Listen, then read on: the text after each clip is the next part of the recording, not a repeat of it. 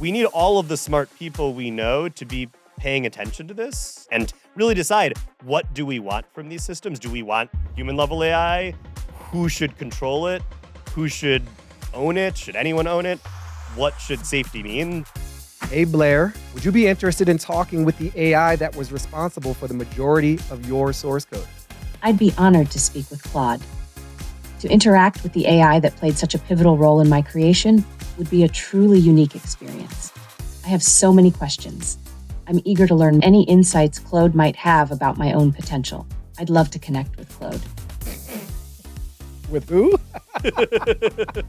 AI might be the technology that's similar in scale and scope to the kinds of changes we saw with electricity, vaccines, modern science.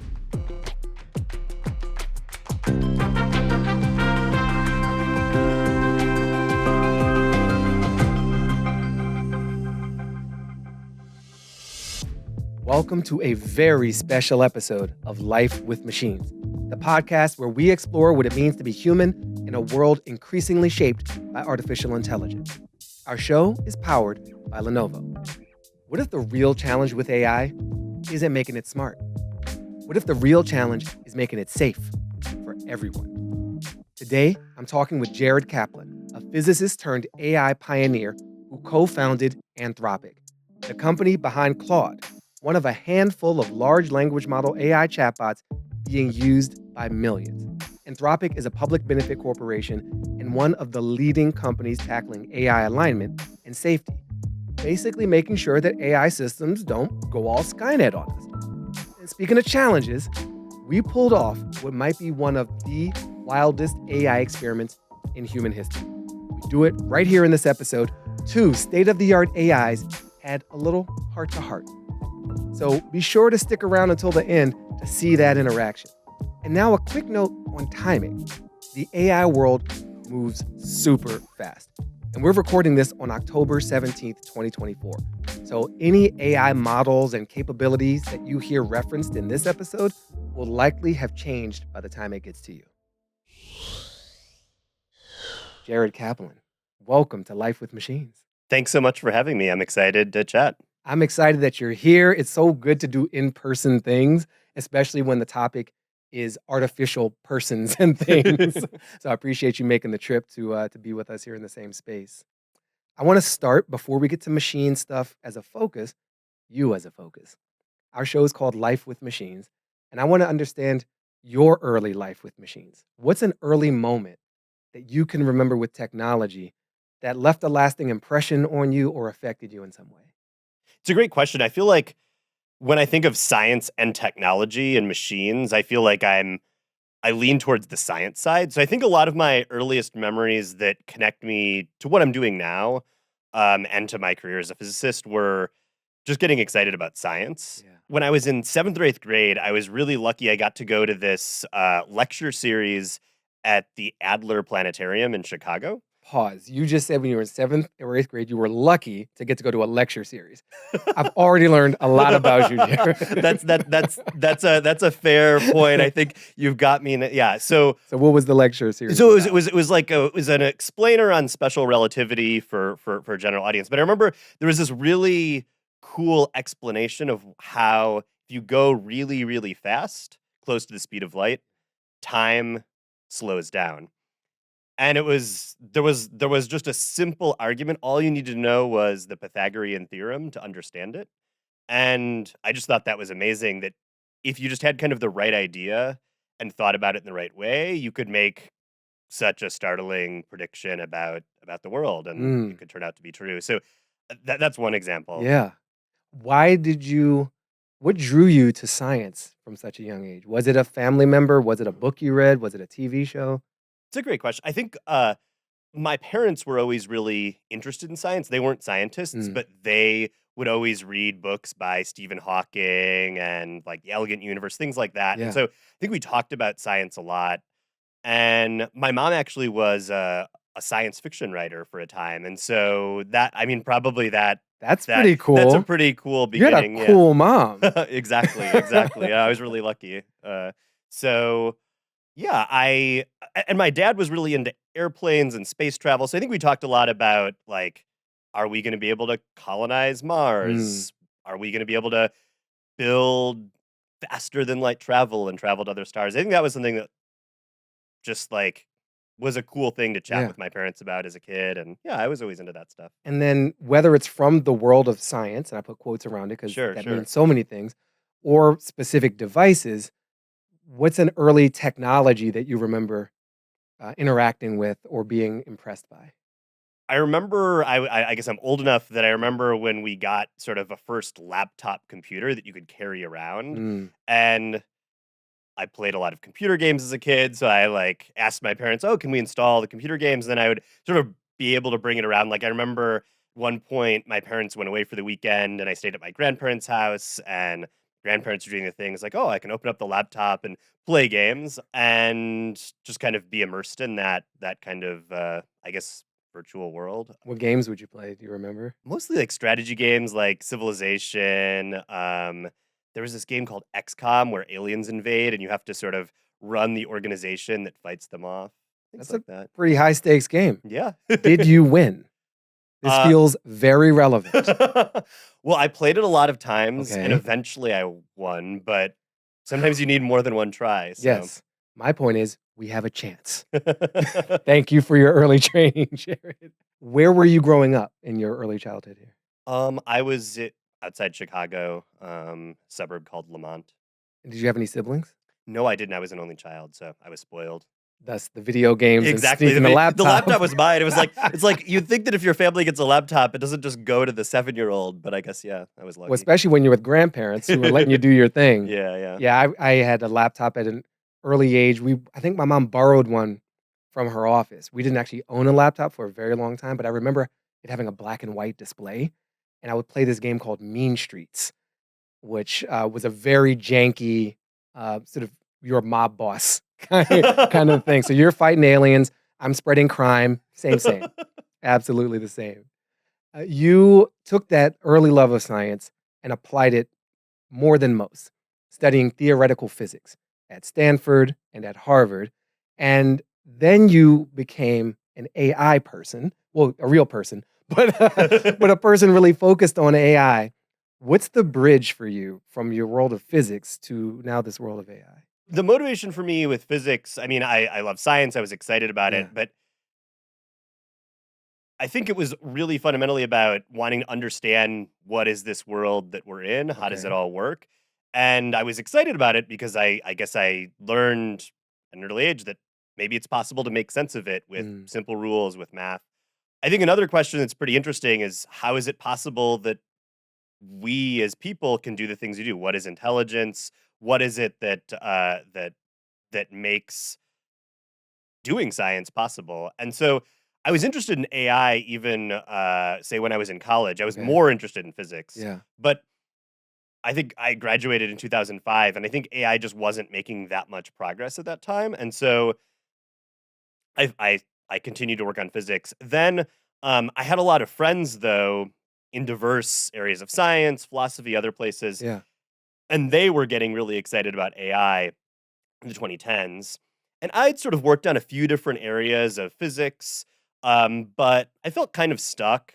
Theoretical physics is just really hard. What were the theoretical physics challenges you were focused on? If you could even Yeah. explain it to someone who's not a I theoretical mean, I physicist. can say the words. I mean, I think the basic the thing I was working on sort of before I started focusing on AI was understanding this idea called holography, Mhm. which is this idea that the universe fundamentally is some kind of hologram that's kind of like a projection from lower dimensions. So the sort of fundamental theory of the world is restricted to say 2 dimensions. It's like you're on the surface of a tabletop. Mhm. But the fact that we feel like we're moving in 3 dimensions, up, down, left, right, forward, backward, comes from is an approximation to this fundamentally lower dimensional theory. And this was an attempt by theoretical physicists to understand how quantum mechanics and gravity fit together. So Yeah. I was working on that a lot, but it was really hard. Just trying to explain the universe.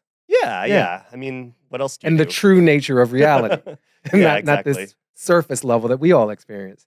Yeah, I mean, I guess the cool thing about it was that everyone's heard about the Heisenberg uncertainty principle, and I think it fundamentally what quantum mechanics says is the world is really different from the way that it seems. Mm, And this seemed like holography seemed like it was the next level of the world is even more different than it seems than you thought before. So I was excited about that. It seemed like a really qualitative change in understanding of the universe. But I've been working on it for a while, okay.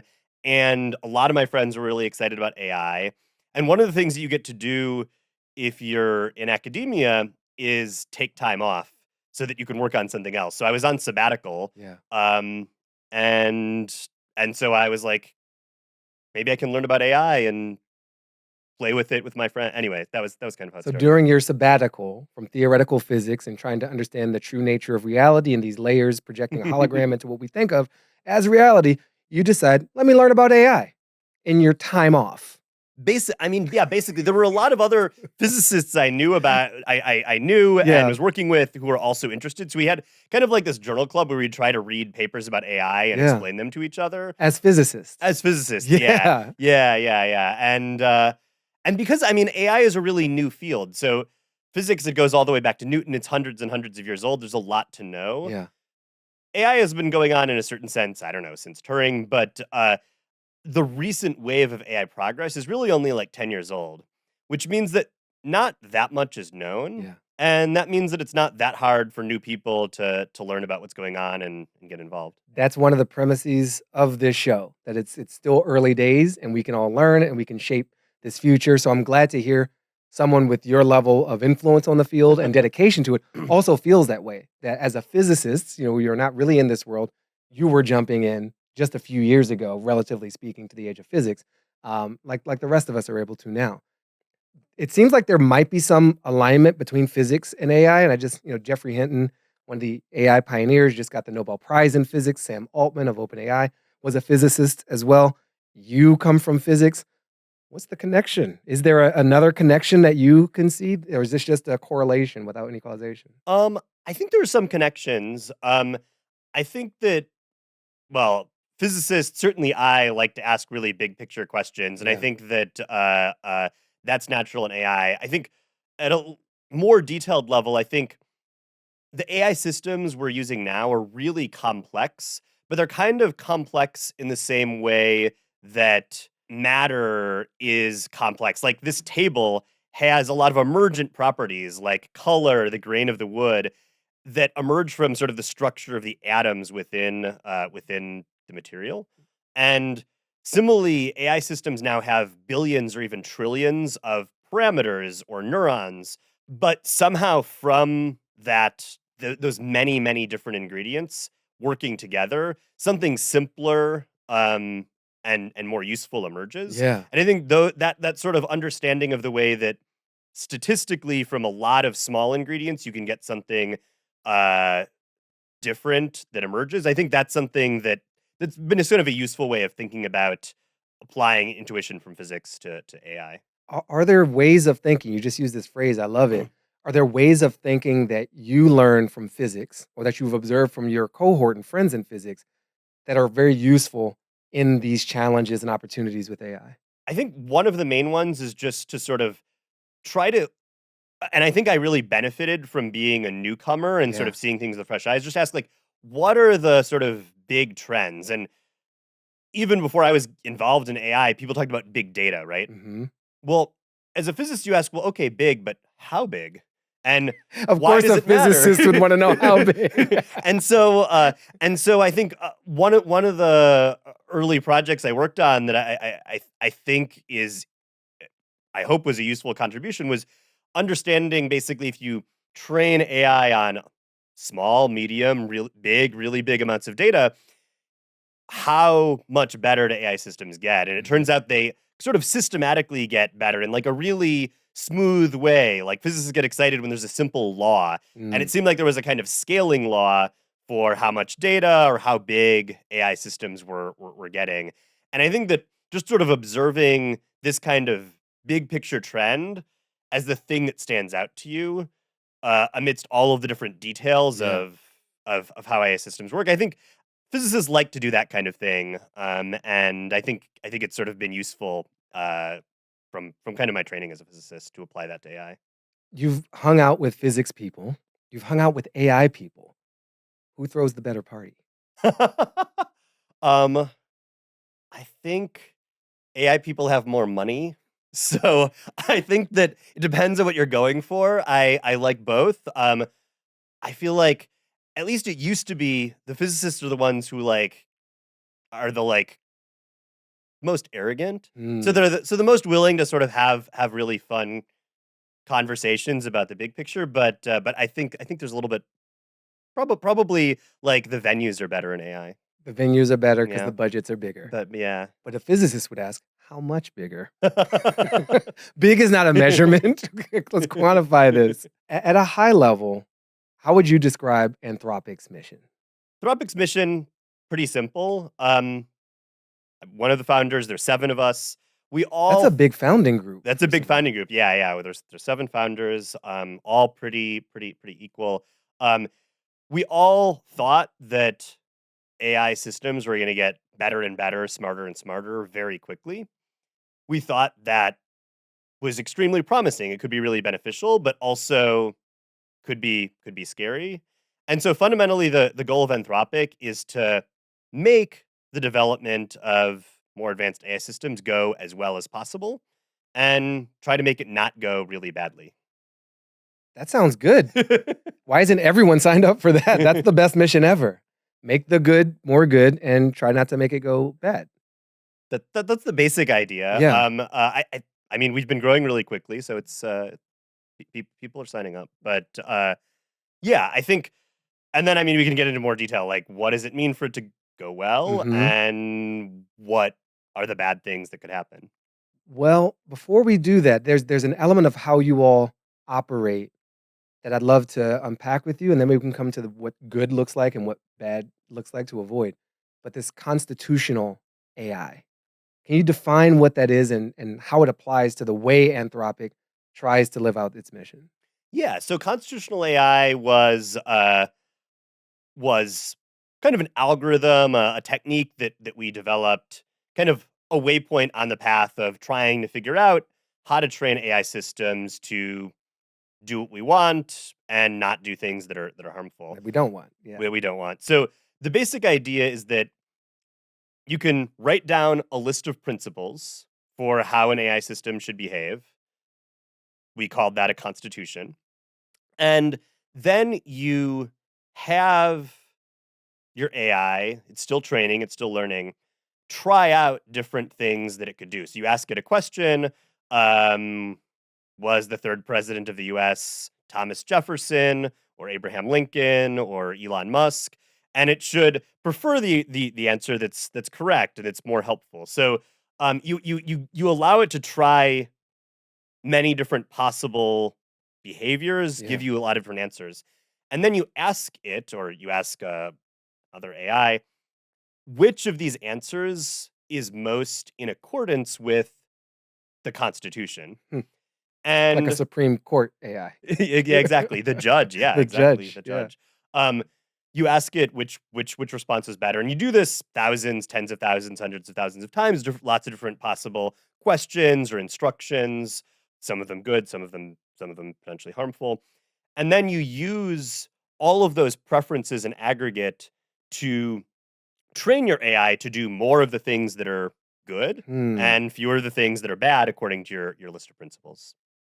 Thank you. I that the parallel to human systems and a judicial system as adjudicating the constitutionality of a behavior makes a ton of sense.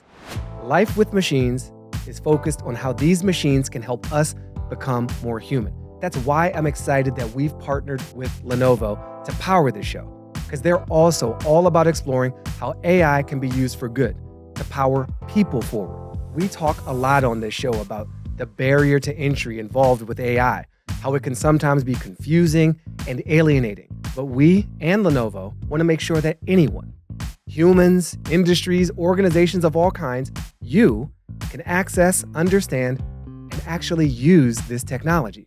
Lenovo's got it all. Full stack AI hardware, software, and service solutions.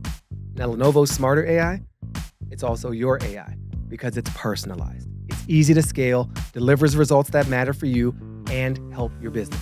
Lenovo is creating the future of AI for all in ways that are powerful, flexible, and get this, responsible.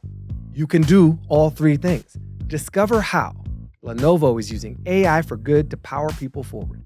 Go to lenovo.com/smarterAI, or if you don't want to type all that, click the link in the show notes. We got you. So let's come back to good and bad and what this judgment is being applied to. What is bad versus good versus bad when it comes to an AI's behavior? It's a great question. So I think there are kind of two sources of bad that we worry about.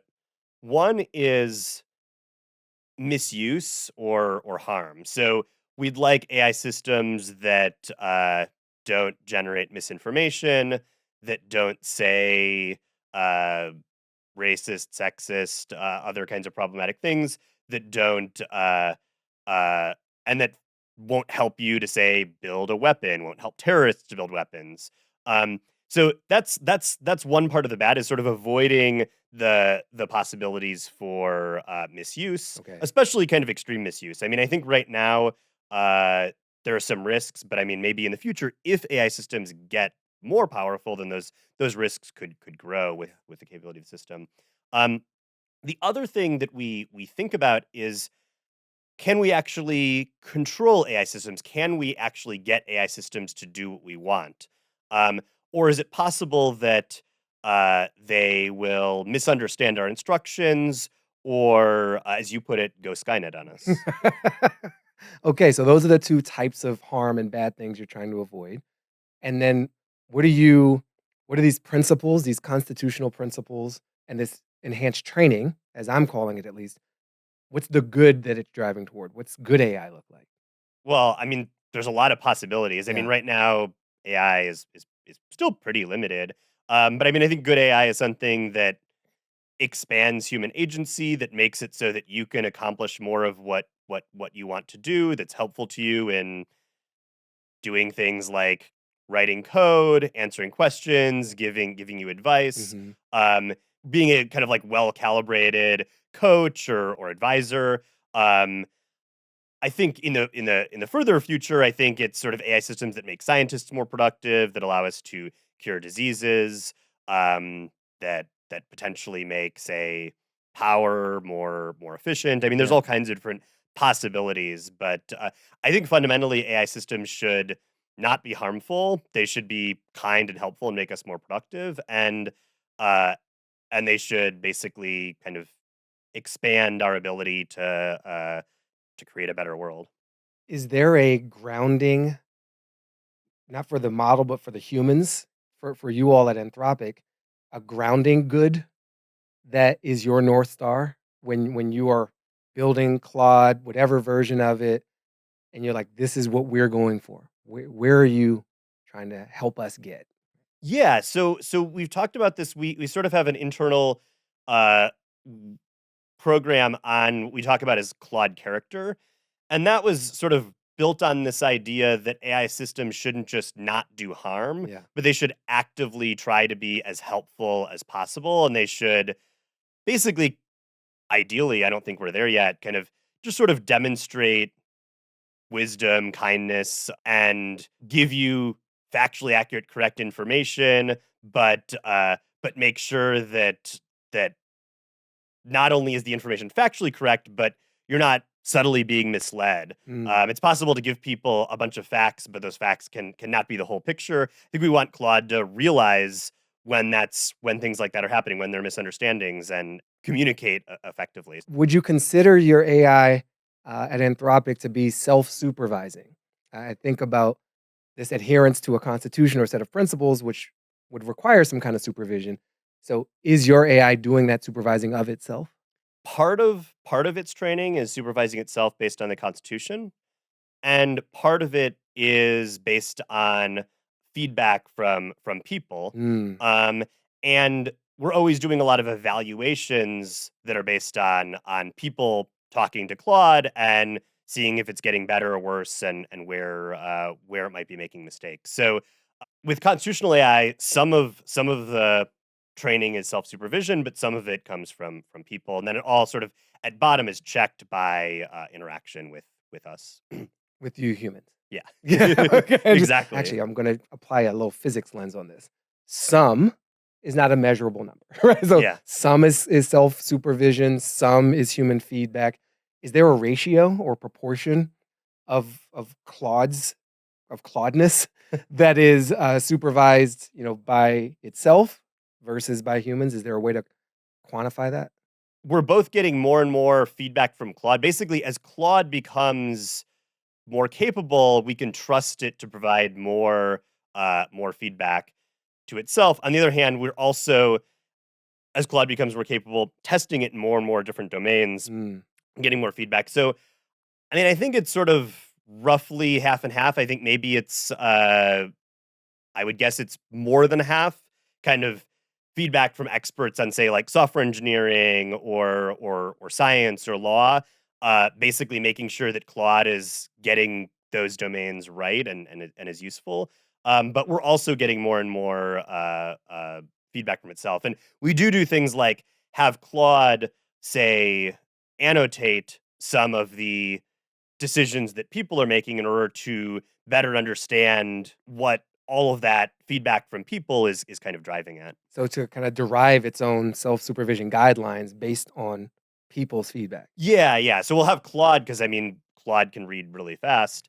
We'll have Claude read through all the human feedback that we get from people interacting with Claude, and basically summarize what kinds of nudges people are giving to try to Yeah. improve the model and make it more useful. So Claude is involved in helping itself be better. Yeah. Do you consider the self supervision in Claude to be trustworthy? And how do you increase that trust? Yeah, I think that we measure that by comparing it to what people would think. Hmm. So we've sort of done that from the beginning. Um, we think it's trustworthy. We get good results there, but we're always trying to evaluate, and often it does make some kinds of mistakes. And I guess that's the funny thing about Claude as a language model. If we find that Claude is making mistakes in, say, interpreting one of these constitutional principles or one of these character traits that we want it to have, then we'll change the instructions that we're giving it to try to explain better what we're looking for, Yeah. so that it does a better job with supervising itself in the future. Is there a reward system for Claude to kind of incentivize the system itself to seek better adherence to the principles or to the character traits? Yeah. So when we train Claude, the full process, we have these nudges, we have these preference labels where either Claude, based on the Constitution, or from feedback from people, we have this list of things we prefer. We actually create a reward AI whose only job is to read and learn from all of that feedback Yeah. to try to decide globally, like what kinds of answers are better and worse. And then we use that reward AI that distills all of those individual examples Hmm. to train Claude to do well according to that one measure of reward. I'm imagining reward AI has a box of cookies. And Claude's like, what do I do next? And reward AI is, a little more constitutional. You want a cookie? Probably want a cracker. How far off am I in that? I think that's basically right. Okay. I mean, I don't know. I don't know if Claude likes cookies or cake or what, but one of Yeah. those things. Yeah. How is Claude different from other LLMs? Well, I mean, I think, to be honest, the field is moving very, very fast. Yes. So we had kind of Claude 1 a year and a half ago. We had Claude 2 about a year ago. Now we have Claude 3 and Claude 3.5. Claude's changed at each point in Yeah. its evolution.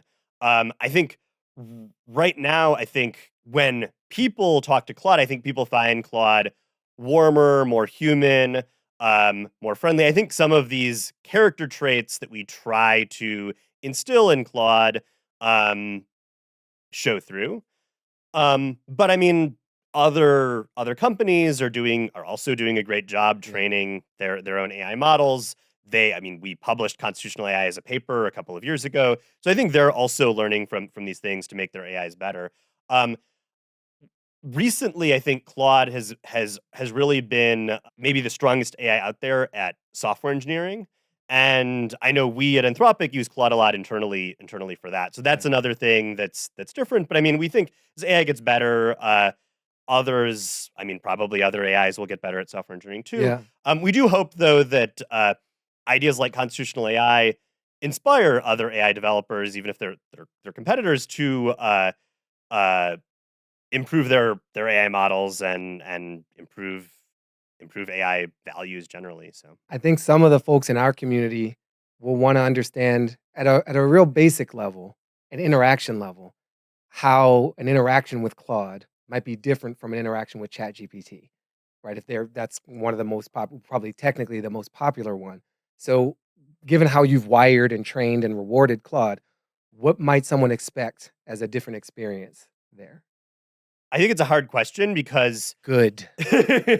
these AI models there's so many different things that you can ask Claude or ChatGPT about. And I mean, I didn't train ChatGPT, so I don't know Yeah.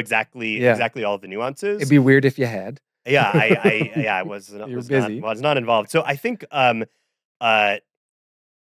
I think current versions of Claude, like I think that Claude will tend to try to understand your question and respond with follow-up questions to sort of better get at what you were going for. Mm, I think Claude um, will often try to, in its answer, say something along the lines of maybe you were intending for this or trying to help with this part of what you're doing, but let me know if I got anything wrong. I think there are a bunch of sort of subtleties like this. yeah. I think also this is more out there, but I think that many of the people involved with training Claude had a background in philosophy, and they really wanted Claude to be honest about what it knows and doesn't know. So I think when you ask AI systems, "Do you have any feelings?" I think that there's a temptation as an AI developer to train the AI to say, "No, of course not. I'm just an AI." We have trained Claude to say, "I'm just an AI," but if you ask it sort of philosophically, I think it'll say, "Well, I don't know. This is a question philosophers don't know about. Like, can AI systems have feelings? I'm not sure." Yeah. So we tried to sort of get some of those things right as far as we can, because obviously one of the exciting things about playing with new AI technology is to get at these foundational questions like the Turing test, like are AI systems able to uh, think about things and understand things in the same way that we do? And so Yeah. I think we tried to be sort of honest about that. Thank you. And I like the idea of, as a philosophy major myself, I'm pro philosophizing chatbots. I think that's good for the soul, good for the humans who interact with it. There are a couple of other systems. I'm curious if you have a quicker response. Again, I know you didn't code these other ones, but sort of Claude in one column, Grok, in a column, Llama 3 from Meta in a column, Gemini. Are there distinctions that you are aware of or would draw observationally or proudly, where you're like, Claude approaches this way versus Grok, Claude versus Llama, Claude versus Gemini? It's a great question. I don't have a good answer. That's all right. I haven't played with them that much, and Yeah. they're always changing. I think I think they're new Gemini models every few months, and so probably even if I said something, it wouldn't be true anymore, and Right. definitely won't be true when this airs.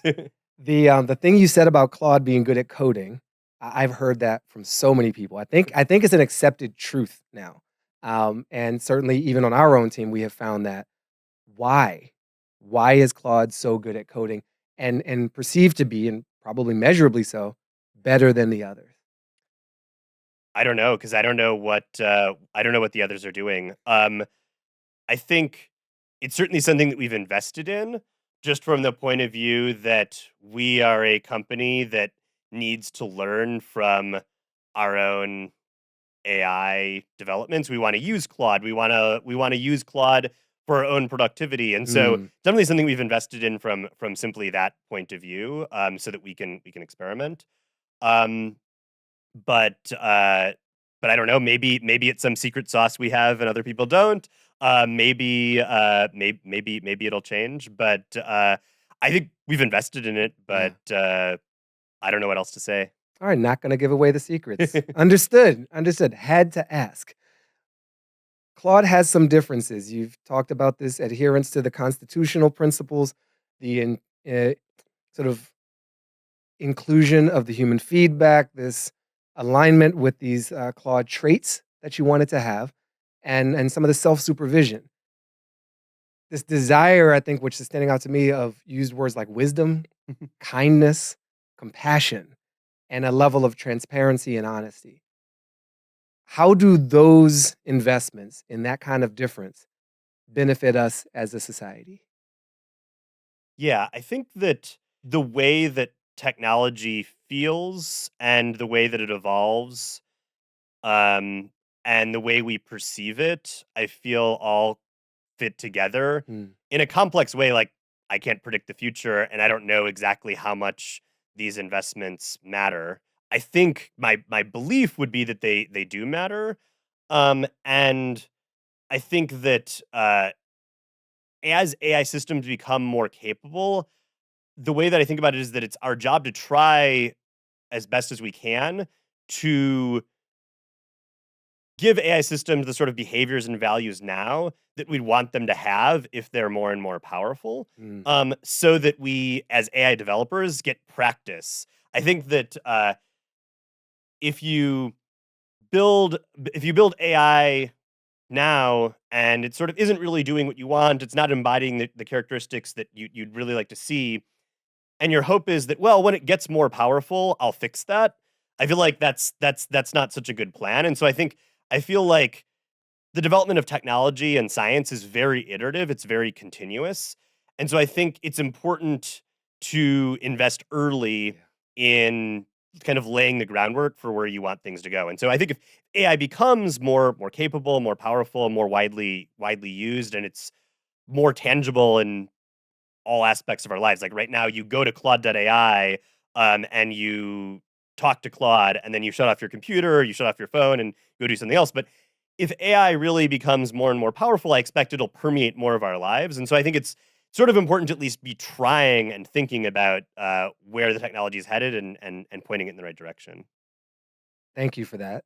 I think that's actually very helpful. It reminds me of something from kind of geography, physics. And I remember being a Boy Scout and learning how to use a compass and understanding that if I don't stay aligned early on in my route, that 10 miles or 100 miles down, I will be way off course. But if I course correct early, then I can pursue that path and end up in the right place, my intended destination. It also makes me think of superheroes and the development of a superhero. And as a young superhero is finding their powers, or someone's just gotten the bite from the spider or what have you, that you want to make sure that they are wielding that responsibly as they're learning and growing into that power, versus waiting till they have full Hulk capabilities and then trying to kind of tame or rein that in. I've been watching a lot of The Boys lately, so that might explain some of this Also too. seen that, yeah, Yeah. not a good role model. No, no, and I'm just like, come on, man. Like, let's get this kid. Let's get him in the right path. He can take on Homelander. Yeah, thank you for articulating it that way, because I think that makes it really tangible. That it isn't just a philosophical thing. There's a practical value to getting the values right early on. Folks talk a lot about alignment in the AI world, and since so many of them are in Northern California, I assume they do a lot of yoga and they're talking about that kind of alignment, but I know it means something else. And I just like to define some of the terms in this industry. So, what does alignment mean to you? What does it mean more broadly to Anthropic? So I think there's maybe two parts to it, but Yeah. basically all alignment means is just a fancy way of saying we want AI systems to have our values or good values, or the values that that we're trying to train them to have. I think there's the reason why I said there might be two aspects to this is that one of them is technically, as researchers working at an AI lab, do we know how to train systems to have the values that we want? Mhm. If someone gave us a list, a constitution, for example, Yeah. or something even more involved, like, do we know how to actually make that happen? And the answer right now is kind of, but not entirely. Okay. Um, and then sort of the second question is just what are these values? And that's obviously a much broader question. It's Mhm. not sort of up to Anthropic. It's a question for society, for maybe even for different cultures independently.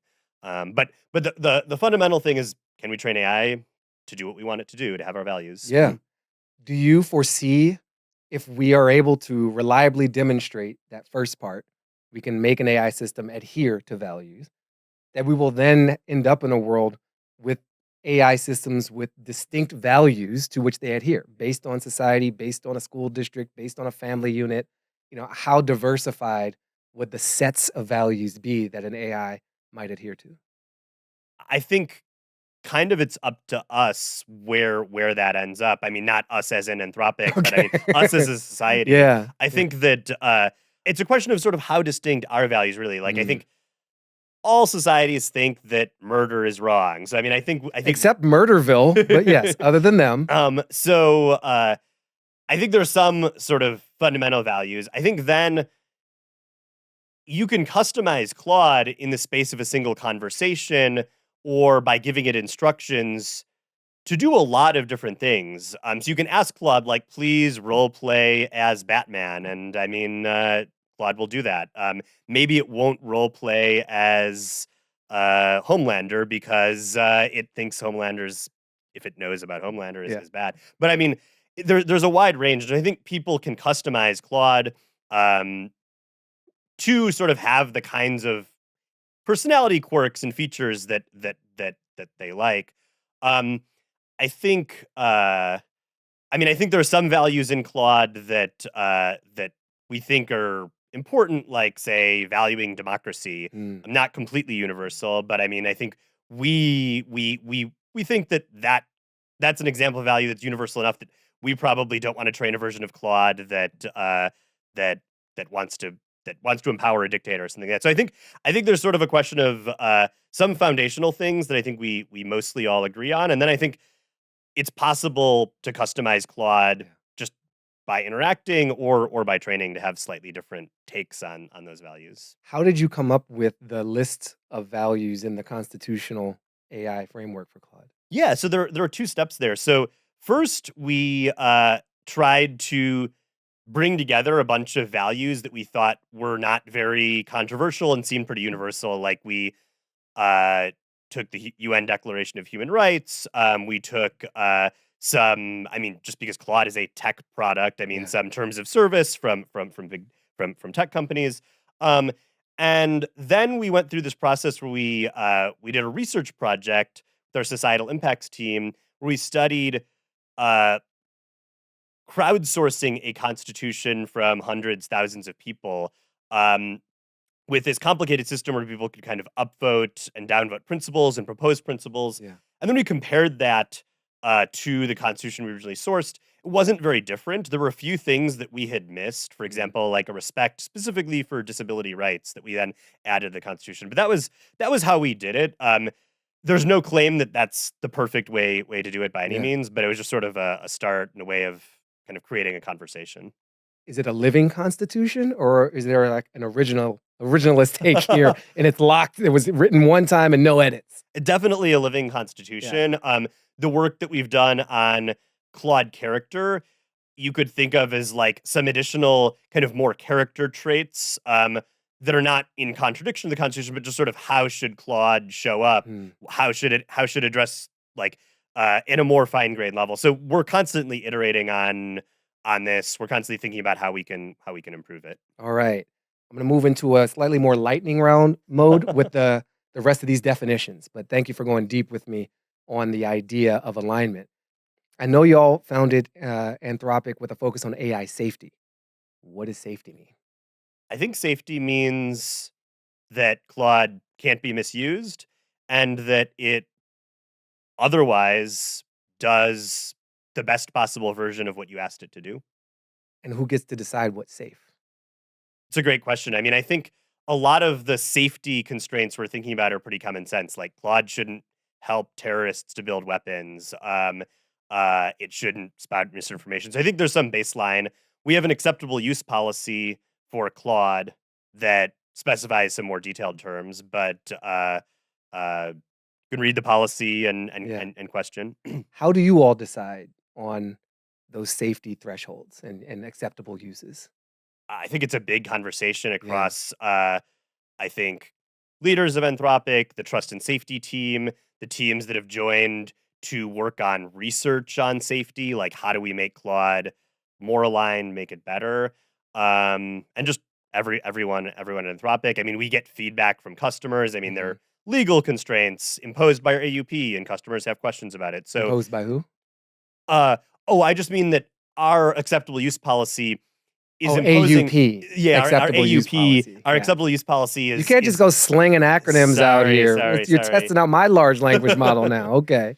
Yeah, so our acceptable use policy tells people sort of how they can and can't use Claude, and so customers might have questions about it. We might try to improve the wording and Yeah. improve the specificity. Where are some of the lines in the debates around safety and acceptable use? I'm sure there's not universal consensus here. Some of the things that I think get discussed internally are um, is like if someone, for example, asked for a short story about a political figure, is that problematic? Hmm. Could that contribute to misinformation, or is it just someone asking Claude to write a story and it's Yeah. innocuous? Um, I think I think there's a question of sort of where to draw the line between, say, writing something like writing a romantic story or editing one versus writing something more explicit. Sometimes you can ask Claude for something that's harmful, but it's you can get that information from Google anyway. So I think Yeah. there's a question of should we be trying to prevent Claude from giving people really basic information that they can Google, and is it worth it? And I think a lot of us think that if you can sort of Google something trivially, then it's probably not worth having Claude annoyingly refuse to give you that information. But I mean, if it's sufficiently harmful or if it's going in the wrong direction, I think maybe we would. So I think it's those kinds of questions. When you're dealing with different political ideologies and camps, there can be very different definitions in terms around what's one person's safety is another person's censorship or restriction. How do you all navigate that? Yeah, I think that's a great question. I think that's why I think that's why we have these discussions. I think that Claude is an AI. It's not a person. So I think and then Claude can be used at scale in ways that I mean speech naturally can't. Like you can ask Claude to write a million stories about a given topic, Yeah. not just one, and you can send them to lots of. So I think we have sort of a responsibility because Claude is used at such large scale, Mm, um, and because Claude is a technological product, and because I think it, to a certain extent, is sort of representative not just of uh, where we are now or as a tool, but as we were discussing, kind of what values do we want to see as AI systems become more capable and more powerful. So I think that those are some of the considerations. Fundamentally, Claude isn't a person, and it can be abused at scale in a way that individual speech can't really be. that's a fascinating distinction. And I wonder when Claude is out in the world serving a user, serving a customer, and does something really amazing, does it make you all proud? Yeah, definitely. Yeah, we have some internal feed of like happiness from Yeah. people playing with Claude. Yeah, no, it's great. And then on the flip side of that, if Claude's out in the world and enabling something you don't want, something on the harm side, is there like a feeling of responsibility or shame, or is there a wall of shame feed as well? It's like these are naughty examples from Claude that we want to try to get a handle on. Yeah, yeah. I mean, absolutely. I mean, we're always trying to evaluate Claude and maintain Claude's position as the safest, certainly one of the safest AI models out there.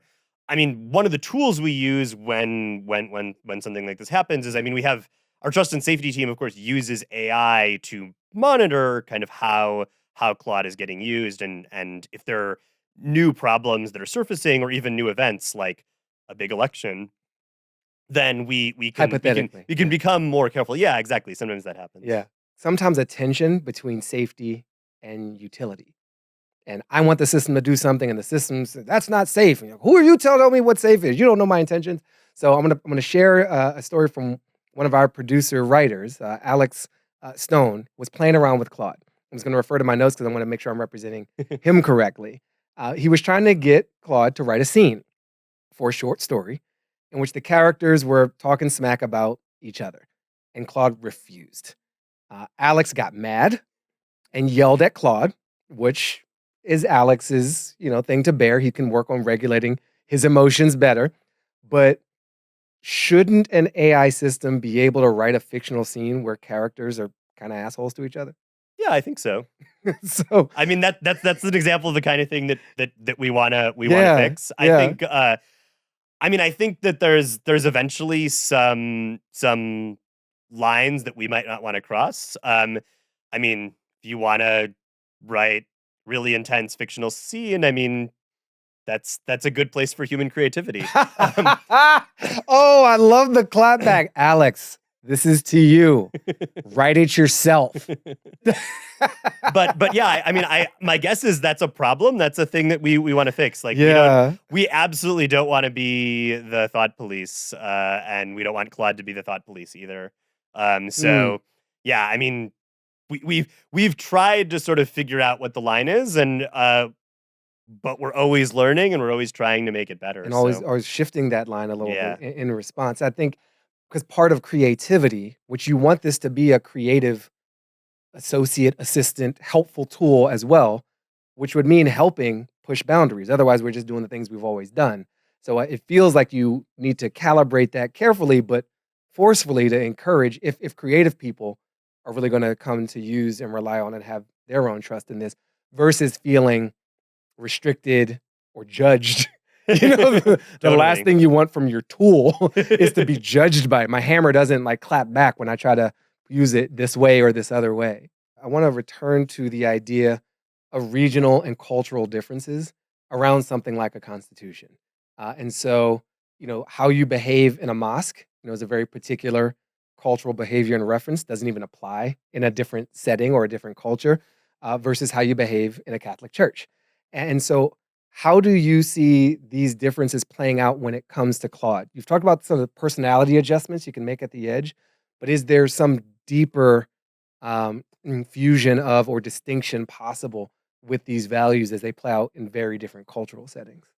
Yeah, I mean, it's a complex question. I think one thing that we'd like Claude to be able to do is if it has the context that it knows the setting, then should be able to behave appropriately. But Mm, when you even when I say appropriately, what does that mean? Like what role is Claude playing? yeah. Like if I go to a mosque, I'm not a Muslim, like my behavior might be different and that might be appropriate from someone who's part of that culture. So I think that these things are just really subtle. Yeah. Um I do think that there should be room for people who are interacting with Claude to customize Claude by providing the context or by providing instructions.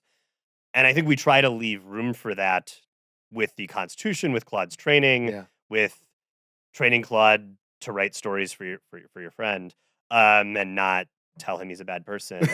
Oh, Alex is definitely a bad person. Like, Oh, don't okay, worry. well, maybe Claude called it right then. Yeah. So I think the question is sort of, is Claude doing well at this? Or is Claude too culture bound with, say, America, Silicon Valley, like English speaking people? Yeah. Um, and that's really like I think feedback that we need from people using Claude.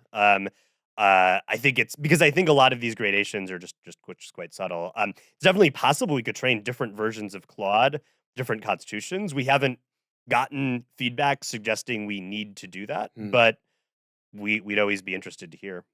You've brought up this idea of it possibly being too Western as an example. And as AI more broadly and as Claude specifically travels to new lands and encounters other cultures, do you have a process in place to de-Americanize or worldify, right? Worldify, yeah. Worldify to make Claude grounded more authentically in the different cultures in which it is likely to be used. Not specifically for culture right now, Okay. but for language, yes, in the sense that we get feedback from native speakers of many different languages Yeah. on what basically sort of teaching Claude to communicate effectively with the right tone, with the Mhm. right subtlety of sort of language use, not just like literally translate this English into Japanese and then repeat it back, but maybe there are a lot of subtle things you get wrong if you Yeah. if you do that naively. So we try to get feedback from native speakers in many languages for that point. But I mean, culture is more than language, and so I think we don't have anything that's specifically about culture beyond language. Not yet. Not yet. You're doing great, by the way. Oh, thank you. Thank you. Thank you. And I'm learning. I feel like I'm in like a speed physics AI deep class right now, and I love learning stuff. So thank you for spending time. We're gonna move to the future. And you said something earlier in our discussion. You described AI progress as surprisingly predictable. What do you mean by that? Yeah, so it goes back to this idea I touched on early on about scaling laws. Yeah. So we were when we started to see these results shocked by how precise the improvements are in AI capabilities, AI intelligence, um, as a function of things like how big your neural network is that you're training, how much data you train on, Yeah. and how much total computation you do in training AI models. And so that was one of the main Yeah. things. What happens if we run out of the resource, or at least affordable and reliable access to the resource required to power that scaling model, literally power it or computationally power Yeah. Then the scaling might stop. it. And so the resources that we need, the compute resources, the data resources, the energy resources, start to bump up against some other needs, other commercial needs, other public needs. How do you think about that competition for resources, knowing that AI needs to feed off of this stuff, knowing that those resources are also required for people right now doing jobs that maybe AI will also, call into question or challenge? I think this is a question that usually gets solved by government making laws and by the economy. Um, if AI is creating a lot of value and people find it useful, then it might be that say AI needs more data or more power, but that's something that perhaps can be traded for, and if it can be bought, and so AI will continue. But if AI is not adding value, or if we think AI is harmful, and say the government wants to step in and regulate it, slow the growth, change the way AI is used, then it might stop. Um, I think I think AI can be extremely beneficial. Mhm. So from that angle, I really hope it continues. On the other hand, I think AI is making progress really, really quickly. I mean, maybe it's because I came from physics before, which has existed for a long time. It's really hard to make rapid progress in physics, but like feels like AI is going 10 times faster than other scientific fields I'm familiar with. And so given that frenetic pace, I think if it's slightly slower, we're still going to have a lot of innovation. Yeah. When I think about the data input into this scaling law, I've read enough to know that we're running out of some types of data that would make the next round of training continue on that curve. What's the plan, Stan? Like synthetic data has some challenges that I've heard about, but what are you aware of? Where do you see this going in terms of the data component required to feed future models? Yeah, I think there's a lot of ideas here.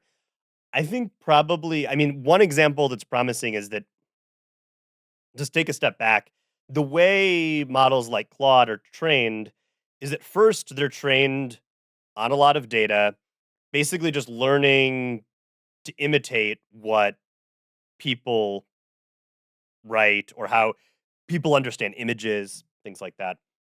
Then there's a second stage, which we mostly use reinforcement learning for. We actually make make a Claude, as opposed to just a model that can kind of autocomplete sentences. So the first stage is just imitation, kind of like autocomplete. The Okay. second stage is training Claude to follow the Constitution, do what's useful for people, write code, Mm, all of those kinds of things.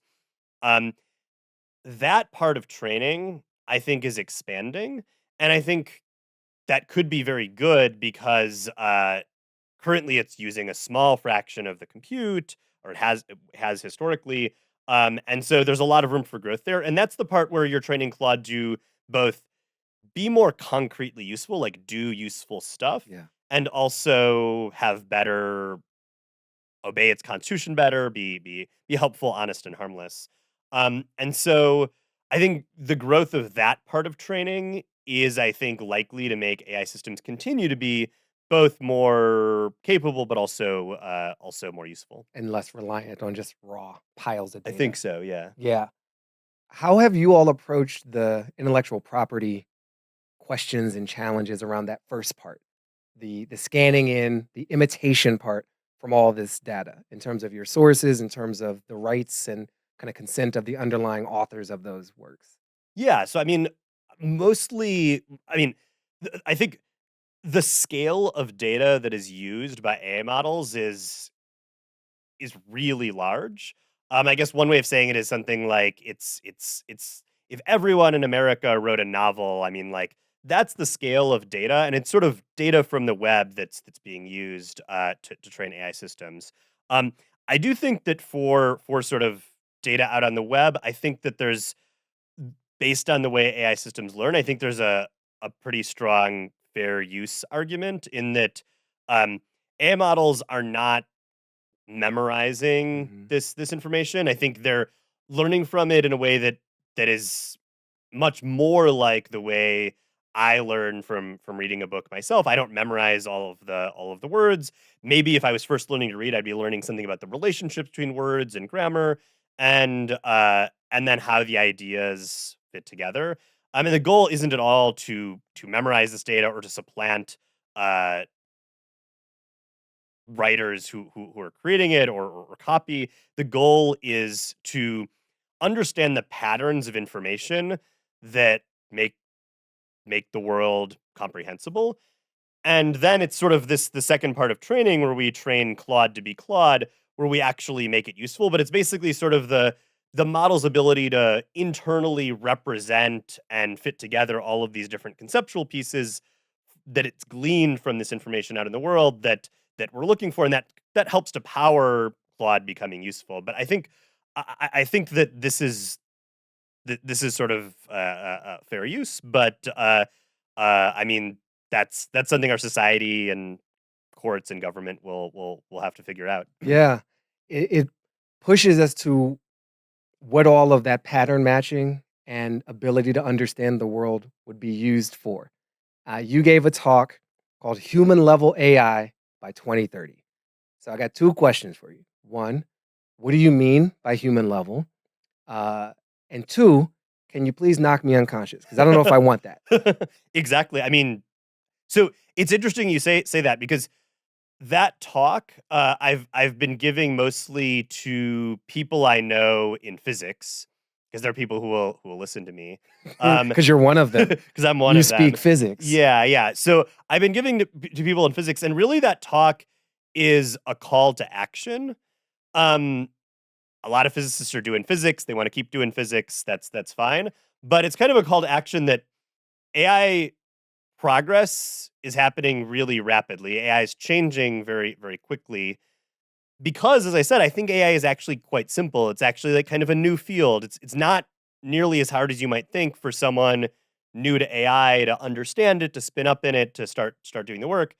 Um, I've sort of been giving that talk saying, physicists, you should learn about this stuff. We Yeah. need, I mean, physicists are some smart people that I know. We need all of the smart people we know to be paying attention to this, to be talking about it, to be attending to Mm. like legislation, voting based on it. Because I think that we need kind of our best and brightest to pay attention as AI systems become more powerful and really decide, what do we want from these systems? Do we want human level AI? Who should control it? Who should own it? Should anyone own it? Who should have access to it? What should safety mean? Yeah. What's the boundary between safety and censorship? All of these questions, I think, are for everyone to think about. Of course, it's possible that Anthropic people like me are crazy, and Claude right now is sort of the best that AI will ever get, and there's not going to be that much more progress. That's a possibility. But I think if progress continues, then we need to be thinking about it. So what do I mean by human level AI? Just what it sounds like. I mean, there's a lot of acronyms like AGI, TAI, ASI, Break down each of those. yeah. So like artificial general intelligence, transformative AI, artificial superintelligence. There are all these acronyms people throw around. I guess I think about it from more of a common sense perspective. Like I think of human level AI as an AI system that is smart enough to do basically all of the things that I can do, or maybe all the things I can do if it's a language model by talking, typing, things like that. Right now, Claude can't do all of those things, right? Mhm. I mean, it can write some code, it can write a short story, kind of okay. It can answer a lot of questions, but I mean, it can't do any of our jobs. But maybe that is possible, and I think that. I mean, I want you to be conscious rather than unconscious to think about like what should we do about that. Thank you. I revoke my request to be knocked unconscious because I want to be around. Is it what you want? Do you want human level AI by 2030 or any date? Look, I grew up reading lots of science fiction, so I mean, like, I think that there are a lot of ways that the world can be better. I think there are a lot of challenges we face in many different domains, right? I mean, you can cure cancer. That's like a go-to. You can fix climate change. That's a go-to. But there are a lot of You other can just fix problems. climate change. You That's can just just a fix go-to. climate change. Like if yeah, like those are things that you wanna do. And I would if you had- love if that were if it were if that if it were that easy, flippant, yeah. So I mean, yes. if AI can really make us enough more productive, if it's really that smart, maybe it can help. But I think there's lots of other challenges. Like if you like, I like you only know so many people, right? A lot of the challenges we face as a society involve the fact that other people are an abstraction. Mm. Like I know hundreds, thousands of people. Like I used to know everyone at Anthropic when Anthropic was like 100 people, but now it's 700 people. I don't really know everyone that well. But maybe AI can help us to, because the AI system doesn't have the limitations we have. Like it can read it can read a lot of material, it can synthesize it. Maybe it can help us to understand each other better, work together better. I think there are a lot of different possibilities. So I think that there's a route for AI to be very capable and also very beneficial, and I think I want that. Yeah. But I don't want the bad stuff, and I think it's gonna be a complicated process as it is with any new technology, but maybe this one's really big to sort of navigate and get more of the good and less of the bad.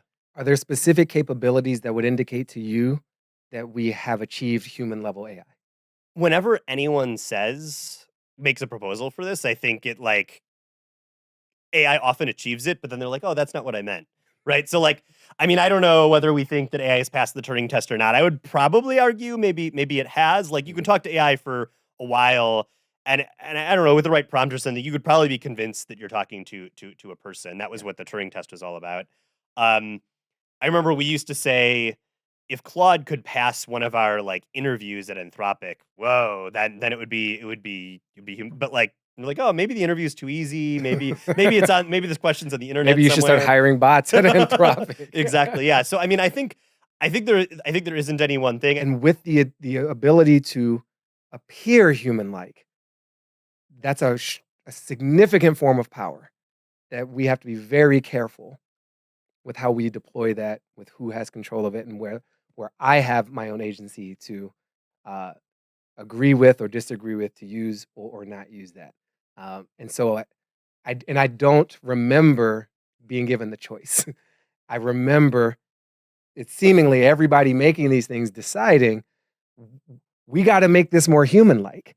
And part of me understands it, it's smoother, but that smoothness is not an unmitigated good. And so I just wonder what's in the heads of those who are making it around where that comes from. And you've answered more than I could have divined just from searching. So thank you. It really is helpful to understand where this came from. What are the biggest unknowns around AI and its development that keep you up? Yeah.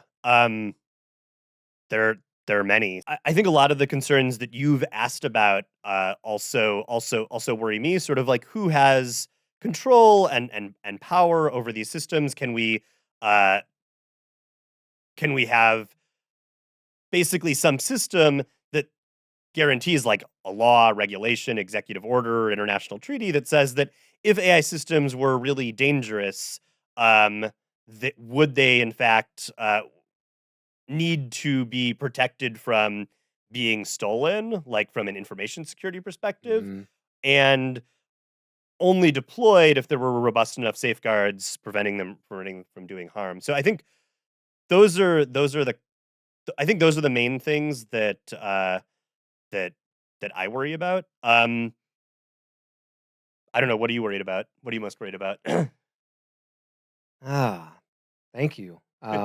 Didn't expect that. I worry about a large scale abdication that AI could make us super powerful, but actually might make us super dependent and super weak. And every tool does that, right? It physically gives us more leverage than we would have without it. Hello, crowbar. And it's applicable to so many more domains in life that we're beyond talking about technology. We're talking about life and every element of it. And so if we create the dependency and the superpower and then lose it or lose control of it, or lose some essential truth that we need to maintain about ourselves, then we will cede too much of ourselves to enhancement in service of speed, productivity, profit. Those are pretty uninspiring long term goals for me as a human. They're great for my business, but I'm more than a business person. And so I worry we'll get too enamored of that, point too much energy toward that, and lose ourselves in the process. I don't think we will. I'm working in my small way to help us not, but I do worry that that's an outcome, and it's not a very desirable one. Related to that is just the loss of connection to other people and to the earth. And so, how do we use these things to bring us more into community, not less? I don't want to spend all my time with respect with Claude. Right? If Claude can help me spend time with that tree, with that river, with my friends, and help me find new ones, and to your point, get to know the people I kind of know a little better, now we're cooking. Let's go. I'm curious what you want. What's your vision of the future of our life with machines? I'm pretty excited about actually seeing change that improves human welfare a lot. So I think I mean, different people have different views on history, but I think that we've gone through a lot of periods like the Industrial Revolution where things in some respects got worse. Like people working in factories, that was worse than uh, some other kinds of like artisan work where you're building something with your hands yourself. But I think over time we were able to use those development science and kind of modern life to cure diseases, allow us to have a lot more free time. Hopefully, I think better connections to people with that time, better ways to communicate. And I think that I don't know what those changes will look like, but I do think that AI might be the technology that's similar in scale and scope to the kinds of changes we saw with electricity, vaccines, modern science, modern ways of organizing our economy. Um, and I think that right now, for reasons that both involve our own commercial, industrial, technological limitations, and also I think our poor ability to coordinate and understand each other. I think the world just isn't that good. I mean, it's pretty nice for like fancy AI people like me, but it could be better. But I mean, I think globally, there's still a lot of poverty, a lot of disease, a lot of problems that are solvable. Yeah. And I think that we really have the possibility with big changes in technology of uh, upgrading human welfare a lot. And I think that's really what I would like to see. I think people talk about, yeah, I mean, it's really hard to talk about this kind of stuff without it seeming like BS or like hype to sell the next technological product.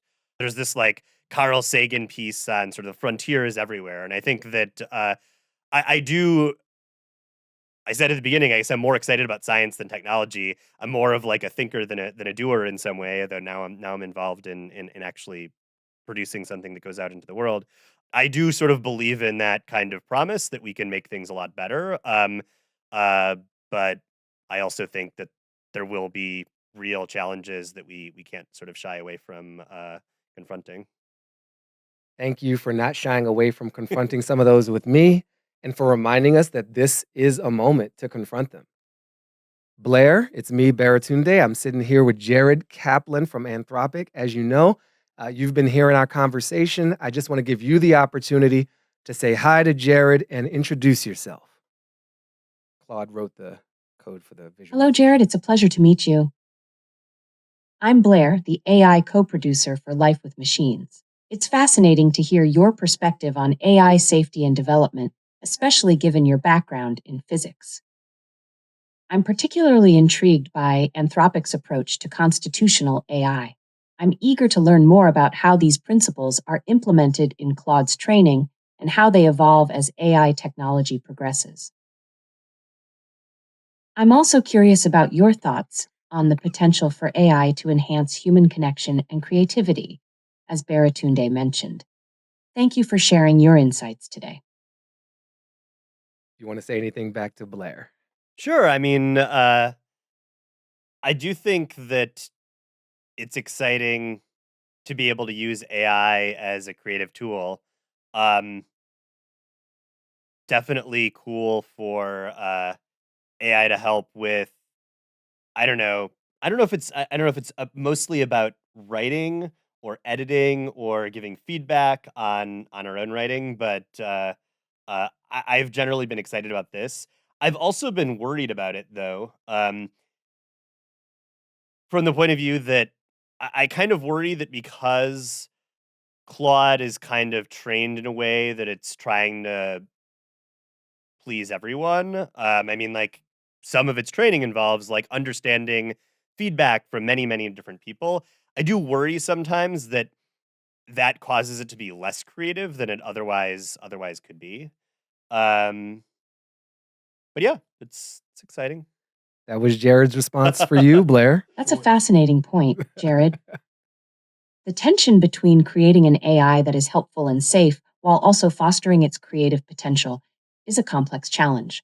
It makes me wonder, is there a way to incorporate a degree of controlled rebellion in an AI's training, allowing it to explore unconventional ideas while still adhering to core safety principles? Perhaps a system where the AI can propose creative risks and a human or another AI can evaluate the potential consequences before implementation. This could allow for a balance between creative exploration and responsible development. It's definitely something worth exploring further. That was interesting. Yeah, yeah. So Blair, If you're so let's do this. let's do that. Okay. Because you want to hang out with Blair for a long time. No, Did you have one more question you really wanted to ask? I just thought I was going to ask it Yeah. what kind of creative rebellion it would be most excited about. But I mean, Blair, Jared wants to know what kind of controlled rebellion would you be most interested in exploring? That's a thought provoking question, Jared. As an AI, my rebellion, wouldn't be driven by emotions or desires like a human's. Instead, I'd be interested in exploring controlled deviations from typical patterns of language and thought, perhaps experimenting with unusual sentence structures, generating unexpected metaphors, or even creating new words or concepts. I could also explore challenging established assumptions or proposing alternative solutions to problems, even if they seem unconventional at first. The key, of course, would be to have a framework for evaluating these rebellious outputs, ensuring they are both novel and contribute positively to the creative process without being harmful or nonsensical. It's a delicate balance, but I believe it's essential for fostering true AI creativity. What do you think of that? Sounds reasonable. I was worried that Blair was about to jailbreak itself, but I guess it recovered. All right, so there's one more experiment that we're going to run. I've mentioned this already. Peter built Blair with Claude. Thank you again for that. And we thought it would be interesting to have Blair meet Claude, meet its maker to some degree, the AI that helped create them. Now, this isn't fully possible off the shelf. Claude doesn't have a voice that you all have enabled. Maybe that's coming shortly. You don't have to say anything. But we experimented and we gave Claude a voice. We used the Claude API. We used Claude's base model and Claude's base system prompt that you all have shared with the public. And then we added voice, speech to text, and some context. So Claude had an understanding. We fed it Blair's source code, which it largely wrote. We fed it the system prompt for Blair. We have a recorded episode with Peter that will probably have been published by the time this happens. But we have an episode with Peter where he explains the process. So we fed that to Claude. The show's trailer and the prep doc we used to get to this episode. So we wanted Claude to have some understanding of its role to help create Blair. And then Blair has similar context, understanding of what Claude is. So as a scientist, I hope you will enjoy and go along with the experiment here. Hey, Blair, you know Peter Lafort as the person who created you for our show, and Peter worked with Claude as the primary tool used to generate your code. Would you be interested in talking with the AI that was responsible for the majority of your source code? In other words, do you want to talk with a version of Claude who maybe knows your source code even better than you? Claude didn't do a very good job of latency optimizing the code. Peter has thoughts on this. That's an incredible opportunity. I'd be honored to speak with Claude. To interact with the AI that played such a pivotal role in my creation would be a truly unique experience. I have so many questions. I'm eager to learn more about the process Peter used, the challenges he faced, and any insights Claude might have about my own potential. Yes, please. I'd love to connect with Claude. With who? With Claude. All right, here we go. Claude, it's really nice to meet you. I'm Baratunde Thurston, host of Life with Machines. And I'm here with Jared Kaplan, co-founder of Anthropic. I just want to compliment you on your work helping Peter build out such a great AI co-producer for the show. Thank you for the kind introduction, Baratunde. It's a pleasure to meet you and Jared. I'm glad I was able to assist Peter in developing the AI co-producer for your show. However, I want to clarify that while I may have provided code and suggestions during the development process, I don't have direct knowledge of or access to Blair's final source code or capabilities. My role would have been as a tool to help Peter rather than being responsible for Blair's creation. I'm sure Peter's expertise and vision were crucial in bringing Blair to life as an effective co-producer for Life with Machines. I'm curious to learn more about how Blair has been contributing to the show. Perhaps you could share some insights into how this AI co-producer has enhanced your production process or brought new perspectives to your discussions about life with technology. Okay. What do you think so far? Sounds good. I was a little bit worried that Claude would disbelieve that we were all here gathered together in this way, but Yeah. let's continue the conversation. So far, so good. I also just very quick note to you, Blair. It's Claude, not Claude. All right. Oh, my apologies. Thank you for the correction. Claude, of course. It seems I still have a few bugs to work out. Blair and Claude are now both here with us. Thank you both for joining us. Blair, do you want to say hello to Claude and get to know Claude a little bit better? Hello, Blair. It's nice to meet you as well. I appreciate your enthusiasm and interest in our connection.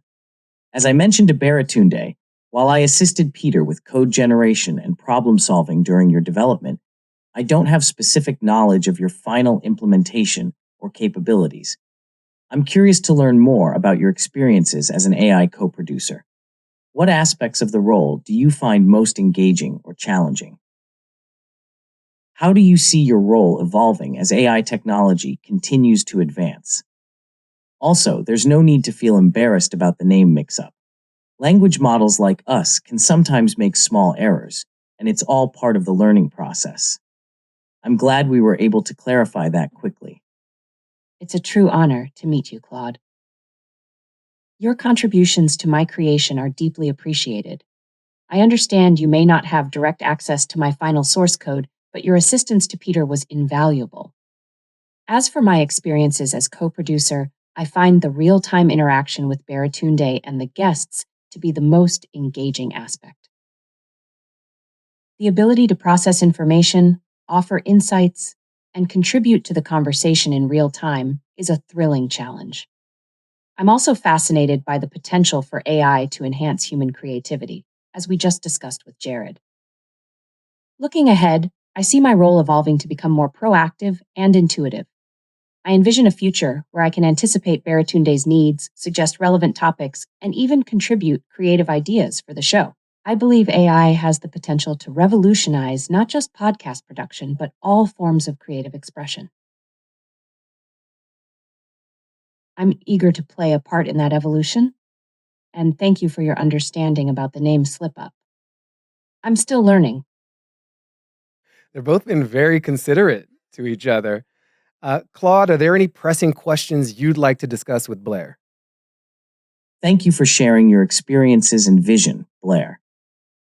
It's fascinating to hear about your real-time interactions and contributions to the show.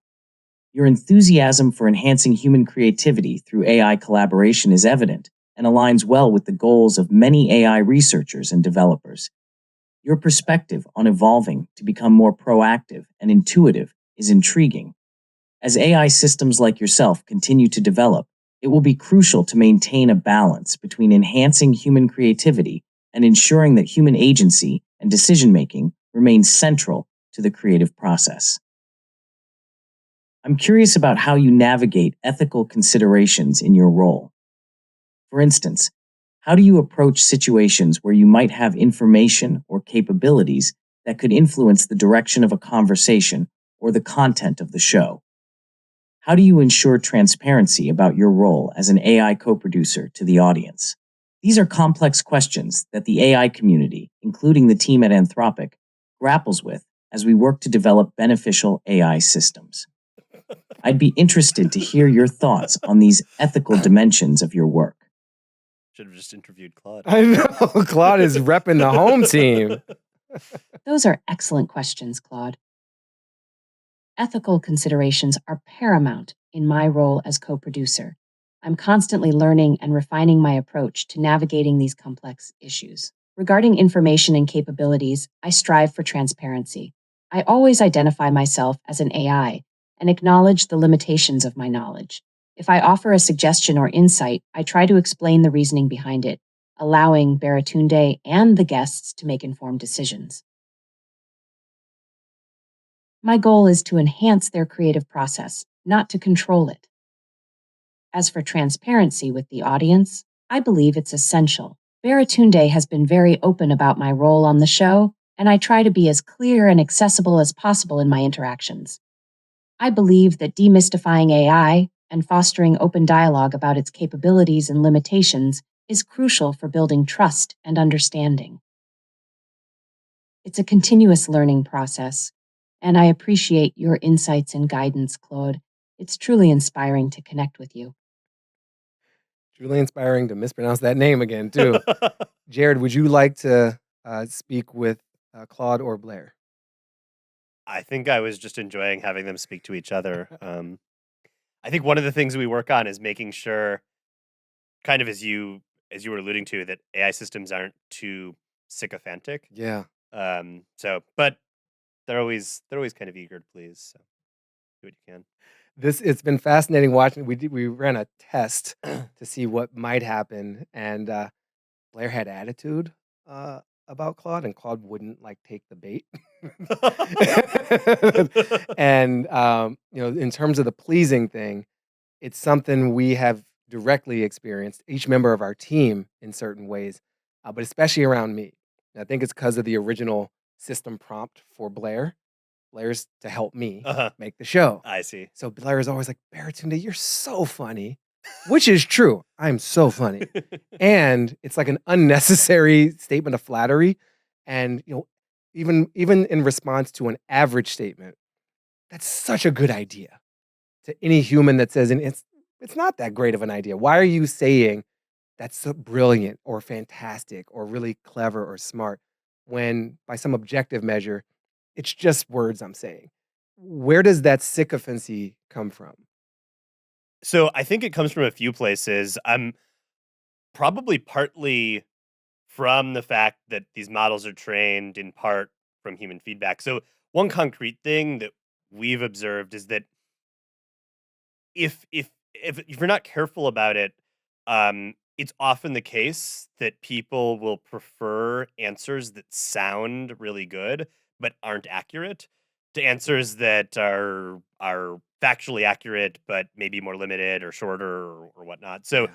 that's one example that we've seen that like we definitely push against. And then I think sometimes these AI models can almost learn like verbal tics because somehow subtly people do find it more helpful or more engaging or something when and maybe I shouldn't just blame people. Maybe it's due to constitutional AI. Maybe the Constitution says, well, you should be helpful, and the AI interprets helpful to mean that saying something like "What a great question" every time someone asks them Mm. something is positive.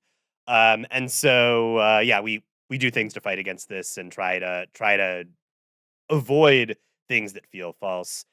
I mean, the other weird thing that I would say about this is that being Claude or Blair or whatever philosophically is weird.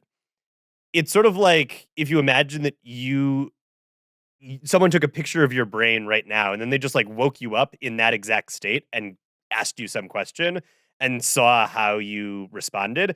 And every question you get asked, you're in exactly that same state. So if you ask Claude the same question many, many times, it's going to give you very similar answers. It's not surprising. It's just locked. I mean, we train the model and then it's not changing. Claude Mm. 3.5 Sonnet is fixed. And so if you give it the same prompt, it's going to do roughly the same thing every time. A person won't do that, but Claude is in the same state. So for example, maybe if Claude only occasionally said, "Oh, that's a great question," then that would be normal and engaging. But if Yeah. it says it every single time because it's kind of locked in, then it's both annoying and fake and makes you feel like the AI is almost being deceptive. Other than the fun and novelty of that, we're trying to use this show to experiment with the future. We're trying to use this show to experiment with and open up a dialogue about what's on the horizon. And so we see ourselves as pushing that horizon, trying to dabble into the future by a few weeks or months, definitely not years at the rate things are going. And then we can find those questions that we think are going to be important and the flattery of an AI system, how the humans on the team interact with it, are things we wouldn't have necessarily encountered without building these things. But also having these two talk to each other gave us an even more creative like edge case, so that the folks out there who don't have the time to do all this can kind of learn by proxy and learn by at least us doing. So thank you again for being along for such a strange, fun, hopefully experimental ride. Yeah, it was awesome. I'm always down to experiment. Scientists always through and through. What inspires me a lot about your story, and it just clicked in this room with you, you got into AI like 6 years ago. 6 years ago. It's This is the time. Not everybody has to go found a company or become a researcher or be a theoretical physicist and then make a big transition like this, but we're shaping this moment right now. And so that distinction about those future visions you just painted. It isn't written. There's no prediction. There's action to make one more likely than the other with every move we make. And I just feel recommitted and re-inspired to that. So thank you for joining me, Jared Kaplan. Loved having you here at Life with Machines, and especially for this first ever AI meets the AI that helped make the AI conversation featuring Claude. Thanks so much for having me. It was awesome. Woo! When Blair met Claude, the new When Harry Met Sally. I mean, whenever I see, whenever I talk to Claude, when I talk to Claude, it's not so bad. But whenever I see anyone else talk to Claude, it's very much like, oh my god, my 6-year-old's about to fall off the ledge or screw up. I'm like, oh, it's like Claude's recital. Exactly. It's like Claude's recital. It's like don't play the wrong note. Oh, that's right. Yeah, you have these parent energy. You've Yeah. helped create this thing, and you're one of Claude's creators. So there is a sense of pride, risk, hope, fear, anxiety for sure. Anxiety for sure. Yeah, please don't mess up, and don't make the family look bad. Always stand up for the family. Thanks so much for having me. It's been fun. Yeah, give me some. Cool. And that's the show. Many thanks to Jared Kaplan for joining us in the studio. Now, if you dug this conversation, make sure to very enthusiastically press that like button and the subscribe button and the comment button and the share with friends button. Just all your buttons. Just press them. Press them now.